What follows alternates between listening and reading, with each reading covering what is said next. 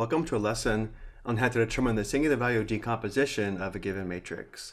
Let A be an m by n matrix, then A equals U times sigma times V transpose is the singular value decomposition of A.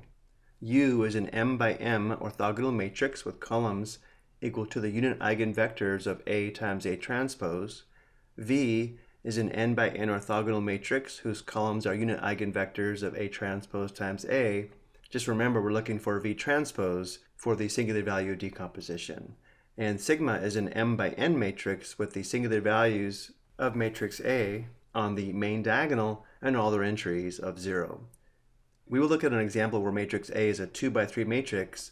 So let's check the dimensions of U, V, as well as V transpose and sigma. If A is a 2 by 3 matrix, M is 2 and N is 3. And therefore U is a 2 by 2 matrix. Sigma is an m by n matrix, and therefore sigma is a 2 by 3 matrix. And V transpose has the same dimensions as matrix V, which is an n by n matrix. V transpose is a 3 by 3 matrix. And now let's look at an example.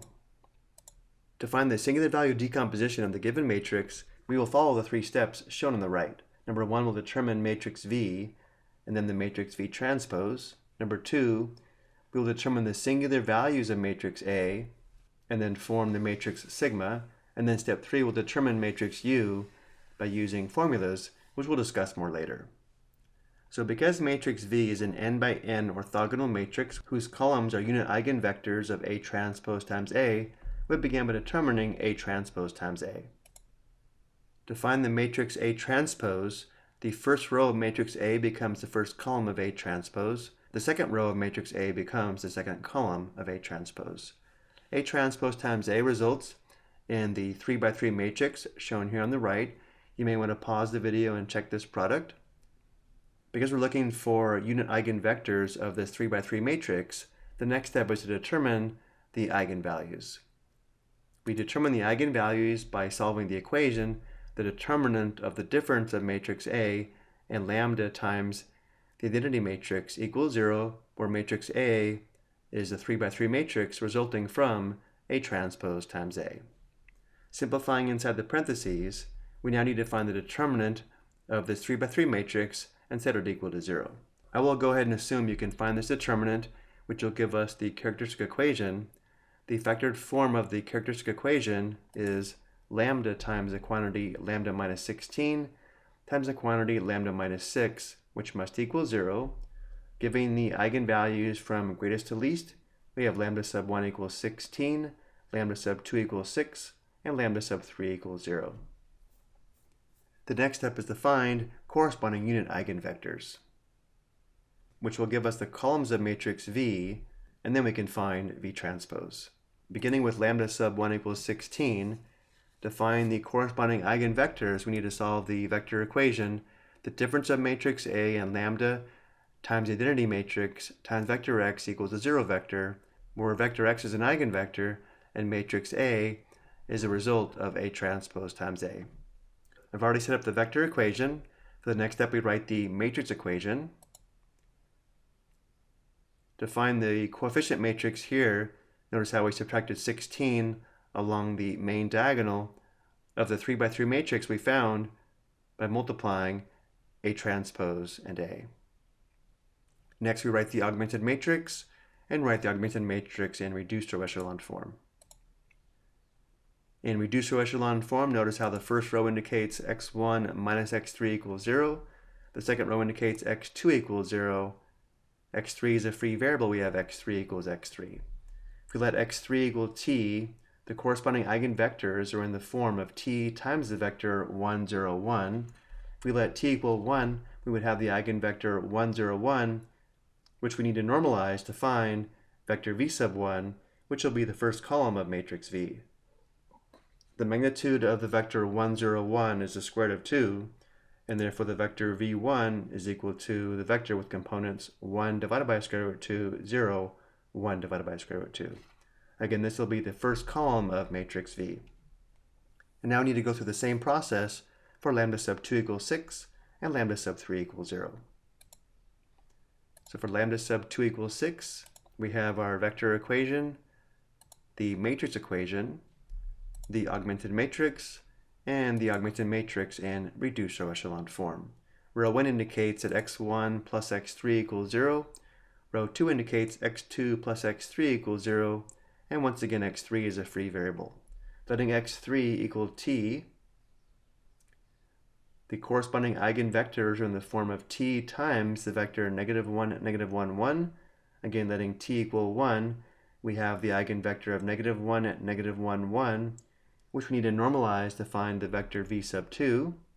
The magnitude of the vector -1, -1, 1 is the square root of 3, and therefore the vector v sub 2, which will be the second column of matrix V, has components -1 divided by square root 3, -1 divided by square root 3, and 1 divided by square root 3. And finally, we have lambda sub 3 equals 0. Here we have our vector equation, our matrix equation, the augmented matrix, and the augmented matrix in reduced row echelon form. First row indicates x1 plus x3 equals 0. Second row indicates x2 minus 2x3 equals 0. And again, x3 is a free variable. Letting x3 equal t, we have the corresponding eigenvectors in the form of t times the vector -1, 2, 1. Again, letting t equal 1 and normalizing the eigenvector, the magnitude of the vector -1, 2, 1 is the square root of 6, and therefore vector v sub 3 is the vector with components -1 divided by square root 6, 2 divided by square root 6, and 1 divided by square root 6. This will be the third column of matrix V. So again, now that we have vector v1, vector v2, and vector v3, we can form matrix V, where these vectors form the columns of matrix V. And again, for the singular value decomposition, we need V transpose, making the rows of matrix V the columns of V transpose. We now have the vector V transpose. Now we'll determine the singular values of matrix A, which will be the entries along the main diagonal of the matrix sigma, and all their entries will be 0. The singular values of matrix A are the square roots of only the positive eigenvalues of either A transpose times A or A times A transpose. Both of these products have the same positive eigenvalues. But we already found the eigenvalues of A transpose times A, which were lambda sub 1, lambda sub 2, and lambda sub 3. We do not include the 0 though. We only use the positive eigenvalues to determine the singular values. And the singular values are equal to the square roots of the positive eigenvalues. We indicate singular values by using the lowercase sigma, in this case sigma sub 1 and sigma sub 2, which again need to be given in order from greatest to least. And therefore the first singular value, sigma sub 1, is equal to the square root of lambda sub 1, which equals the square root of 16 or 4. Lambda sub 2 is equal to the square root of lambda sub 2, which equals the square root of 6. And now we use these values along the main diagonal of matrix U, which is a 2 by 3 matrix. All their entries are 0.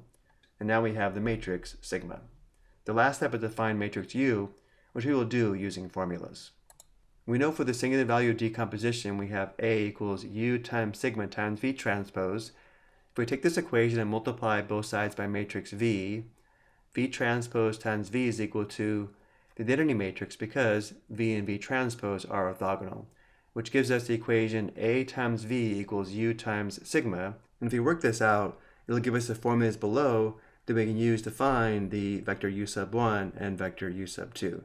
It works out that matrix A times the vector V sub 1 is equal to sigma sub 1 times the vector U sub 1, and similarly, matrix A times vector V sub 2 is equal to sigma sub 2 times the vector U sub 2. From here we can find vector U sub 1 and vector U sub 2. Solving the first equation for vector U sub 1, we would divide both sides by sigma sub 1, which gives us vector U sub 1 equals 1 divided by sigma sub 1 times matrix A times the vector V sub 1, which I've already written out here. The result is the vector U sub 1 with components 1 divided by square root 2, 1 divided by square root 2. And using the second equation, we can solve for vector U sub 2. Vector U sub 2 equals 1 divided by sigma sub 2 times matrix A times vector V sub 2, which again I've already written out. The result is the vector U sub 2 which has components 1 divided by square root 2, negative 1 divided by square root 2. And this is what we need to find the matrix U. These two vectors form the columns of matrix U, which we have here. Now you might be asking, why do we use these formulas rather than find the unit eigenvectors of A times A transpose? Well, remember, when it comes to these unit eigenvectors, the first formula gave us vector U sub 1 equal to 1 divided by square root 2, 1 divided by square root 2. But there's also a unit vector in the opposite direction, which if we used, would not give us an accurate singular value decomposition. But by using the formulas, we will get the correct unit eigenvector. So to finish this off, we now know A is equal to U times sigma times V transpose, which I've written out here, which I also checked using the Desmos matrix calculator, and the product on the right is equal to matrix A. I hope you found this helpful.